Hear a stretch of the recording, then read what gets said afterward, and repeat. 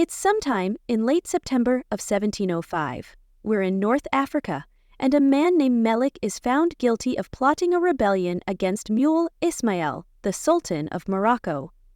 Melik is a local governor, also known as an alcalde, but his rank won't save him. This rebellion was part of a turbulent period in Moroccan history under Sultan Moulay Ismail, who ruled from 1672 to 1727 and was known for consolidating power through brutal measures, including the use of a loyal army of black slaves, the Abid al-Bukhari, to suppress dissent. His reign was marked by both internal revolts and external conflicts as he sought to centralize authority in a fragmented empire. And although the leader of this rebellion was none other than the Sultan's own son, Mil Mohammed al-Qaid Melik, has been a busy boy.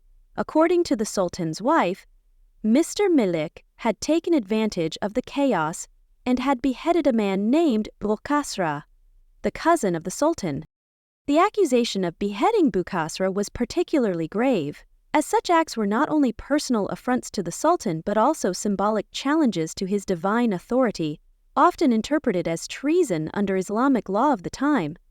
All this was very serious stuff, and naturally the Sultan was incensed to find a punishment brutal enough to fit the crime and send a message to anyone else who feels like stepping off line. The Sultan takes his time coming up with a fitting execution method. By October that year, he finally has an idea. He sends for his carpenter and asks the tradesman if he has any saws in his collection that would be capable of sawing a man in two.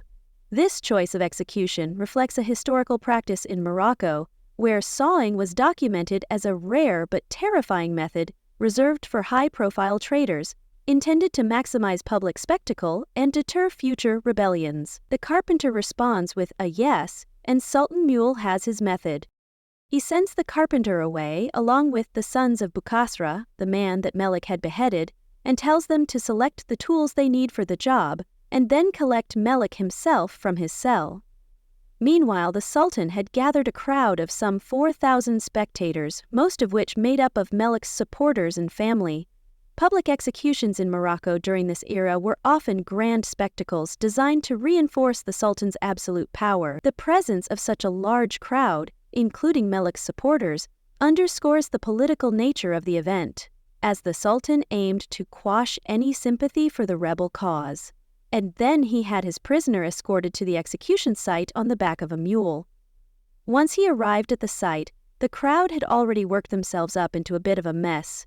Many of them knew Melik personally and were supportive of his actions so far. The audience were crying, screaming, and clawing at their faces with grief as they saw their governor slowly making his way towards his end. Melik, on the other hand, who doesn't yet know the method of his execution, is reported to have been almost completely unperturbed by the whole affair, and it's said that he was calmly enjoying a smoke from his tobacco pipe as he inched towards his death. This stoic demeanor aligns with historical accounts of condemned figures in the Islamic world, where maintaining composure in the face of death was seen as a mark of dignity or defiance, possibly reflecting Melik's belief in his cause or his status as a governor. Once he arrived at the square, he was strapped to a board with his arms and legs fastened outwards, and then once secured, he was placed upon a sore bench and shown the large tools that were intended to be the means of his end. It is said that once he felt the teeth of the saw touch his skull, his composure broke, and he began screaming and straining against the restraints in order to try and avoid this unimaginable fate. The use of a sawing bench, as described, was a method to immobilize the victim, ensuring precision and prolonging suffering, a technique noted in various cultures for its psychological impact on both the victim and the audience. As the sore teeth first found purchase in the hair, which would be torn out with each stroke before the scalp became ground down in the teeth, and finally the skull itself would be ground down, stroke by stroke. However, for Melik, it must have seemed as though fate intervened, and his begging and pleading, as well as the commotion of the crowd, had forced the Sultan to reconsider this extreme act of cruelty. He heard a voice amongst the executioners ring out, and a short conversation between the Sultan and his team ensued. The saw was then taken away before it had so much as even harmed a hair on Melik's head. But unfortunately, this was no act of mercy. The conversation had actually been between the Sultan and the sons of Bukasra, the man that Melik had beheaded, and they had intervened to complain that starting the process at the head would result in a death that was far too easy. This intervention highlights the personal vendetta driving the execution, a common feature in historical punishments where victims' families were sometimes given a role in determining the method to exact revenge, amplifying the spectacle's brutality.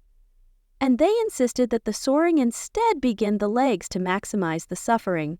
With this, Melik's wave of relief was suddenly dashed into a crescendo of horror as he was turned upside down. Hanging upside down was a deliberate choice, as it ensured blood flow to the brain, keeping the victim conscious longer and intensifying the agony, a technique also recorded in other sawing executions such as that of Simon the Zealot, and then the saw was reapplied to his body, this time not at the top of the head but between the legs and in the groin. With this act, the method met with everybody's approval, and the executioners were given permission to begin their work, a regular carpentry job taken to its cruelest possible incarnation. With one man standing at either side of Melik, each one holding an end of the saw, they began to push and pull the blade towards and away from one another, dragging the teeth of the saw across whatever piece of Melik the teeth were able to first latch onto. With each shove of the blade, the saw sank slightly deeper. The cries grew more desperate and the crowd began to cover their eyes to avoid seeing the horrific display. After tearing into the delicate flesh around that very sensitive area, the teeth of the saw would have effortlessly torn through the muscle, fat, and skin until finally embedding itself into the bone, which would create a sound not unlike that of wood under a saw. A shock would have echoed across the square, intermingled with desperate screams of agony and hopeless cries for mercy. To quote an eyewitness, chunks of flesh were ripped out by the SR's teeth, causing blood to splatter everywhere, thus making the execution quite unbearable to watch. Once the saw had managed to grind its way through the pelvis, it would then follow the spinal column, causing unimaginable pain as the large concentration of nerves are torn away from the flesh and bone.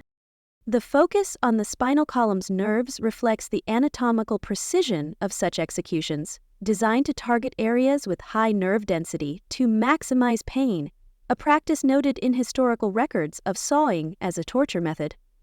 And then finally, as the stomach begins to open, large parts of the digestive tract come loose and dangle down onto the victim. Let us not forget that saws don't work by cutting and slicing the flesh like a sword or an axe would, but instead they work by creating a countless series of tears, one on top of the other, one tooth at a time, which collectively carve out a path through the victim. For Melik, who would now have his face caked in his own blood and entrails, death should have been imminent, with most executions by sawing ending once the blade reaches the chest cavity and begins to obliterate the heart and lungs. Unfortunately for him, however, the spite of his executioners would know no bounds, and it's reported that once the teeth of the blade rested at his belly button, the sawmen were instructed to stop immediately and leave the wretch to hang and suffer for a while longer. This pause in the execution was a calculated act, common in public punishments of the era, to prolong suffering and reinforce the Sultan's authority by demonstrating control over life and death. Melik, who was still conscious at this time, is reported to have requested a glass of water by this stage, but was predictably refused. After it was deemed that he had suffered enough, the saw was removed and then placed underneath Melik's head so that they could begin to saw from the other direction until they met the previous incision, which would effectively split the man in two. This dual-direction sawing, starting from both ends, was an extreme variation unique to certain Moroccan executions, intended to ensure complete destruction of the body as a symbolic erasure of the traitor's existence. Without in a few strokes of the soaring to the head, Melik finally expired. But the horror show wasn't over. Around 300 other co-conspirators were impaled alive. Impalement, another gruesome method, involved driving a stake through the body, often through the anus or spine, and was widely used in the Ottoman and Moroccan empires for mass executions to instill fear, and some 20 people who were accused of lesser betrayals also got a taste of the saw, although they were fortunate, if you can call it that, to have just individual limbs amputated rather than be completely sawn in half. Brutal as this method of execution is, though, it's not unique to Morocco or the 18th century. The Roman Emperor Caligula was said to be extremely fond of sawing his victims in two and would often put on this depraved display during mealtimes, supposedly in order to entertain his guests and set the tone for the meal. Caligula's use of sawing, typically across the torso, was noted by ancient sources like Suetonius, who described his sadistic pleasure in watching such executions, often targeting political rivals or family members. Imperial China was also renowned for its creative use of punishments, especially by sawing, although typically they would saw through the victims horizontally across the torsos rather than vertically through them, which would typically be less painful and would result in a much faster death for the victim. Known as waist chopping, this Chinese method was abolished in the 18th century but was used for centuries to punish serious crimes like treason, reflecting a cultural emphasis on bodily destruction as a deterrent. Several early Christian martyrs are also said to have perished by the saw, perhaps most famously being Simon the Zealot, who was sawn in half in a way similar to Melik, as can be seen in this illustration by Lucas Cranach. According to Christian tradition, Simon the Zealot was murdered in Persia, hung upside down and sawn vertically, a method chosen to prolong suffering and symbolize the ultimate sacrifice for faith.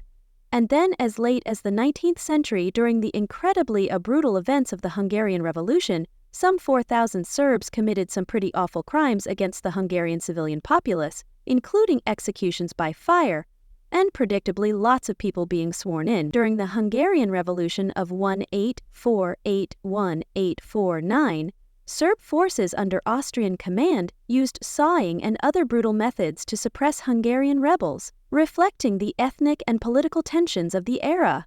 So, in all reality, this brutal method of execution was probably invented about 10 minutes after the saw itself was invented, and we can only hope that in our modern world we can continue to keep the saw's use for practical and building purposes.